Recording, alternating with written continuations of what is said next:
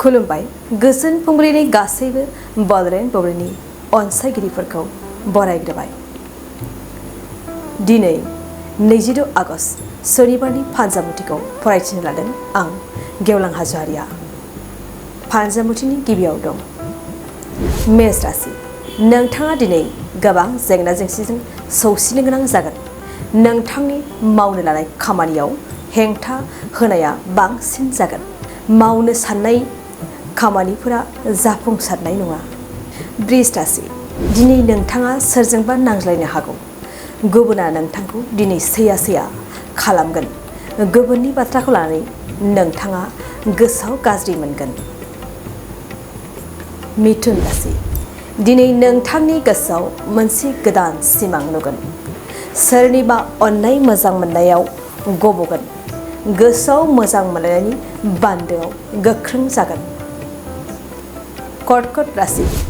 दिनै नोंथांनि साना मोजां। आनजाद होदोंब्ला नोंथाङा आनजादनि फिथाइखौ मोजां मोनफुंनो हागोन। गोसोनि साननाय हनायफोरा जाफुंसारनायनि मिजिं दं। सिंह राशि। मावनो लानाय खामानियाव फेलें जागोन। साननाय हनायफोरा मोनसेबो जाफुंनाय नङा। दिनै नोंथांनि साना मोजां जानाय नङा। कन्या राशि। नोंथाङा दिनै लोगोजोंनो नांज्लायनो हागौ। लोगोजों नांज्लायना नोंथाङा सोमोन्दो गावस्रानो हागौ। दिनै नोंथाङा सांग्रां जानाया मोजां। तुला राशि। नोंथाङा दिनै बेराम आजारनिफ्राय रैखा मोनगोन।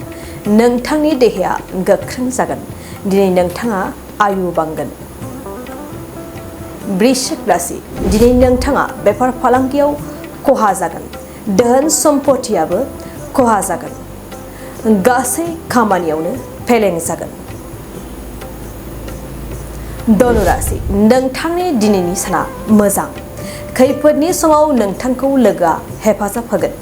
लोगोआनो नोंथांखौ दिनै मोजां खामानिनि लामायाव लांनो हागौ। मकर राशि। नोंथांनि देहायाव दिनै बेराम आजार सोमजिगोन। बेराम आजारजों नोंथाङा दिनै जानो लोंनो सुखुनाय नङा। देहाया लोरबां जागोन। कुम्भ राशि। दिनै नोंथाङा खामानियाव गोसो होगोन।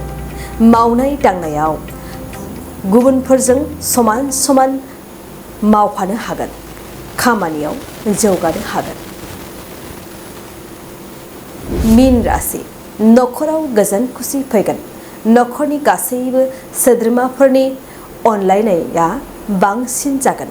नखरनि गोजोन खुसिखौ नुनानै नोंथांनि गोजोन सान्थि फैगोन।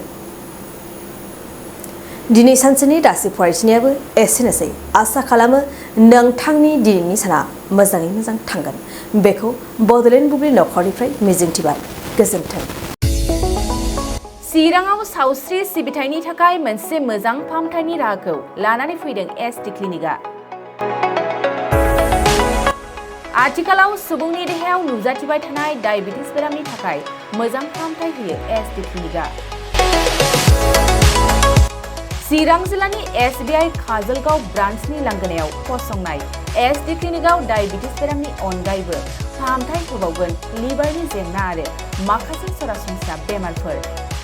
बे एसटि क्लिनिकआव डायबिटिस बेरामनि फाहामथायखौ होगोन जर'खा फाहामगिरि डक्टर समिक देबा। नोंथांमोना फुं आरो मोनाबिलि समावबो बे क्लिनिकआव फाहामथाय लानो हागोन। डक्टर, लेबरेटरि, मुलि, ECG सिबिथायनि खाबुफोरखौ बे एसटि क्लिनिकआव मोनजोबगोन। जुदि एसटि क्लिनिकआव रायजो राजाफ्रा गाव गावनि देहायारि जेंनाखौ फाहामथाय लानोबा नैबे मबाइल नम्बर 7002293924 एबा 9954687236 आव थोंजों मुं थिसननो हागोन।